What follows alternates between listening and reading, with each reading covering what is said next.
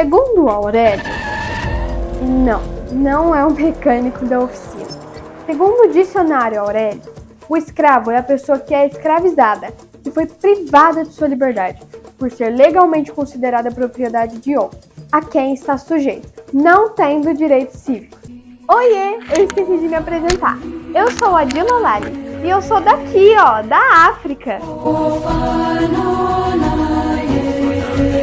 Mas o que significa o meu nome, Adila Lali? Significa presente flexível. Mas quando eu vim para o Brasil, eu tive que mudar o meu nome para Ana Laura, vocês acreditam? A escravidão no Brasil começou lá em 1530 e terminaria quase 400 anos depois, através da Lei Áurea, assinada em 13 de maio de 1888.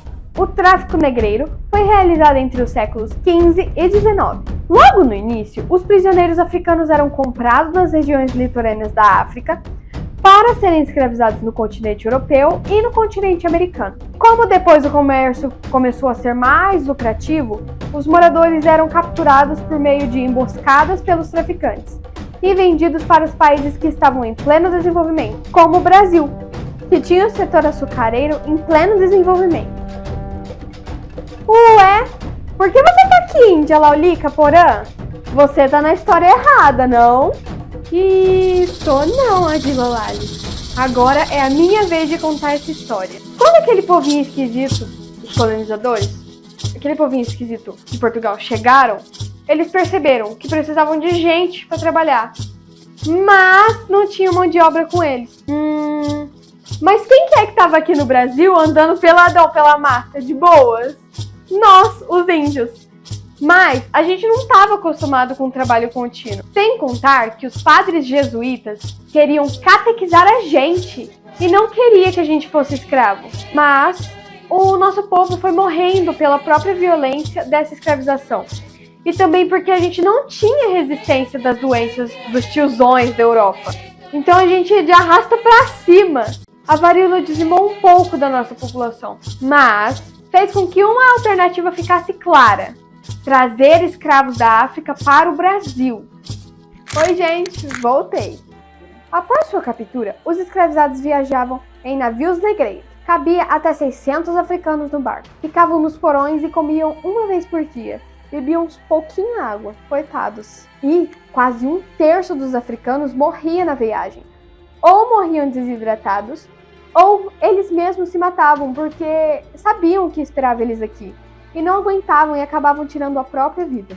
Esses barcos eram conhecidos como navios tumbeiros, como a tumba de um morto.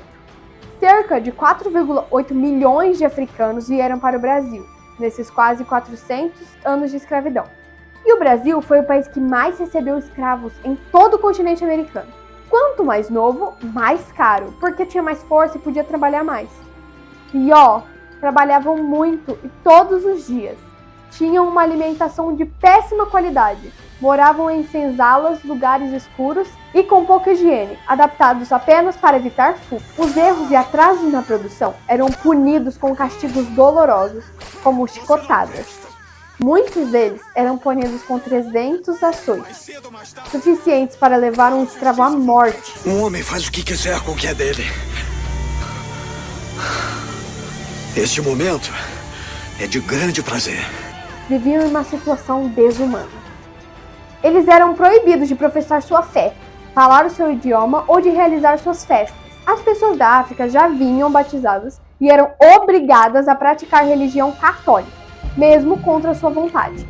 Os negros africanos foram empregados nas plantações de cana-de-açúcar, café, mineração de ouro, algodão, cacau e em serviços domésticos de todo tipo. Chegavam a trabalhar 20 horas por dia. E nas cidades havia os escravos de ganho. O escravo de ganho vendia alimentos, carregava água e auxiliava em pequenos comércios.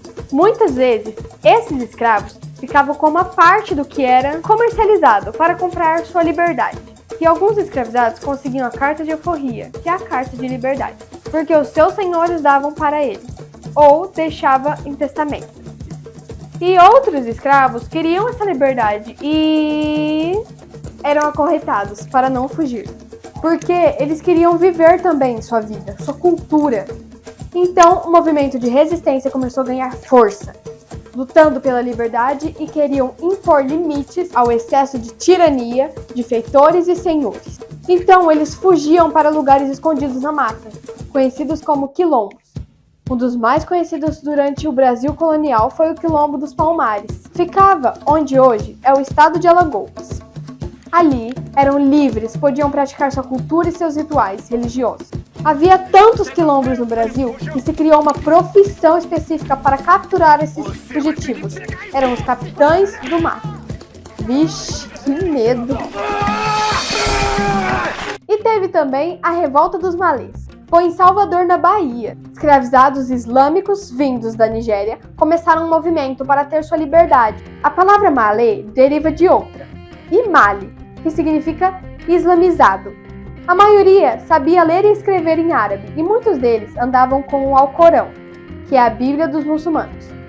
E articularam um plano para que, se conseguissem ganhar, iriam criar um Estado Islâmico na Bahia. Iriam matar todo mundo que não fosse islâmico. Na madrugada do dia 25 de janeiro de 1835, 600 escravos se rebelaram e essa revolta durou 4 horas.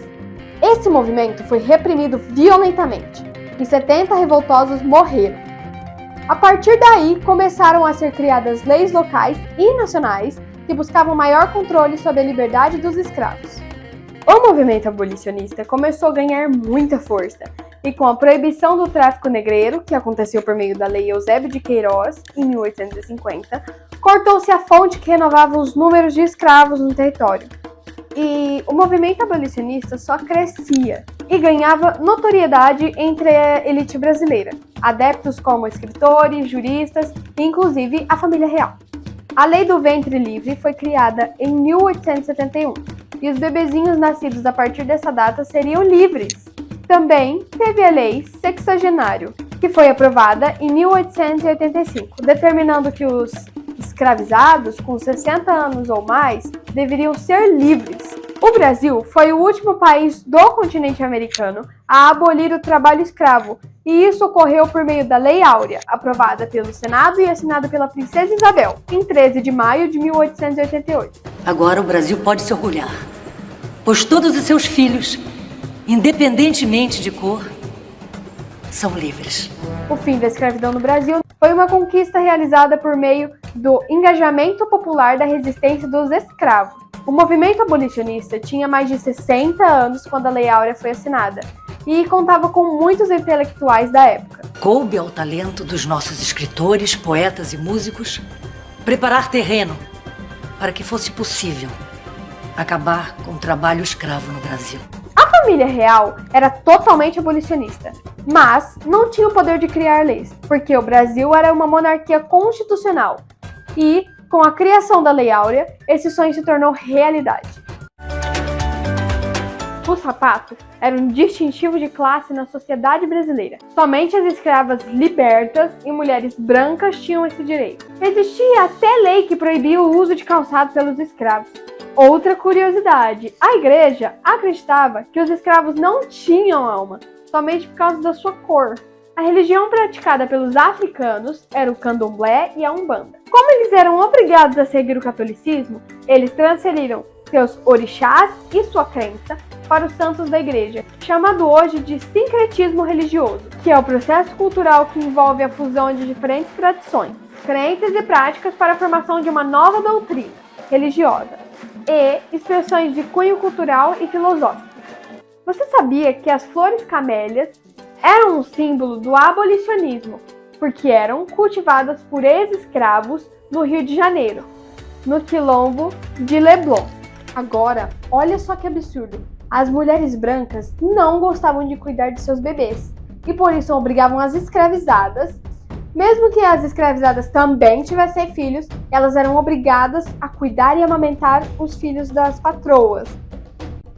E olha essa máscara! Apesar de serem reconhecidas como objetos artísticos, as máscaras africanas, na realidade, representam um ritual que tem o poder de aproximar as pessoas da espiritualidade e eram usados nos rituais de iniciação, nascimentos, funerais, celebrações, casamentos, curas de doentes, entre outras ocasiões importantes. Ai, como o brasileiro gosta de novela. Foram produzidas várias com o tema da escravidão no Brasil. Mas eu prefiro morrer do que voltar pra casa do meu senhor. Por exemplo, Assim é a Moça, Escrava Isaura, Escrava Mãe. Já se viu escravo se meter em vida de patrão. 15 peças dessa fecham um lote no português. E o que dizer da feijoada? 10 entre 10 brasileiros preferem feijão. Os escravizados trocaram o feijão branco pelo feijão preto, em um prato europeu que era feito de feijão branco e carne de porco. E claro, acrescentaram outras coisas de acompanhamento, como farofa e carne seca. E a mandioca? Então, aqui hoje eu tô saudando a mandioca. Os escravos amavam mandioca. Era uma das principais comidas dos escravos. Feijão, farinha de mandioca e carne seca. Eles gostavam tanto que muitos produziam nas fazendas dos seus senhores para o próprio consumo. A capoeira nasceu como luta disfarçada em dança. Os negros escravizados não poderiam ser pegos treinando uma luta ou algo que se tornaria uma arma. Para que eles poderiam fugir?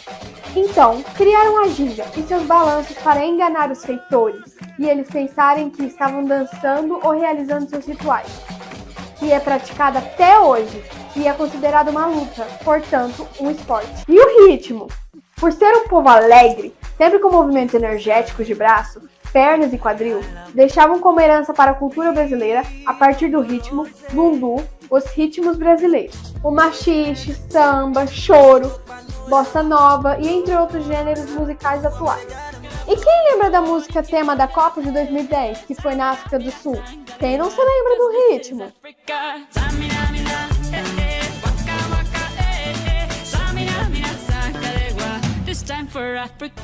Vindos da África, os escravos ajudaram no desenvolvimento mundial.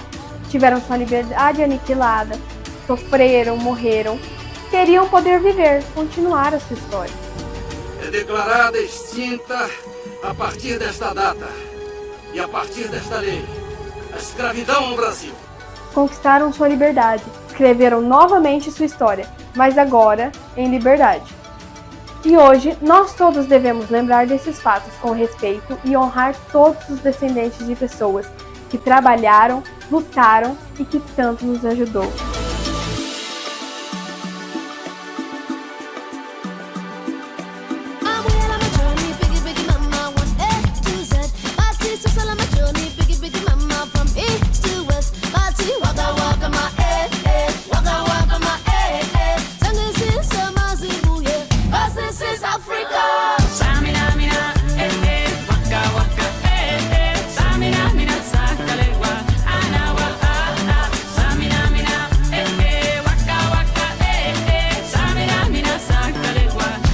For Africa.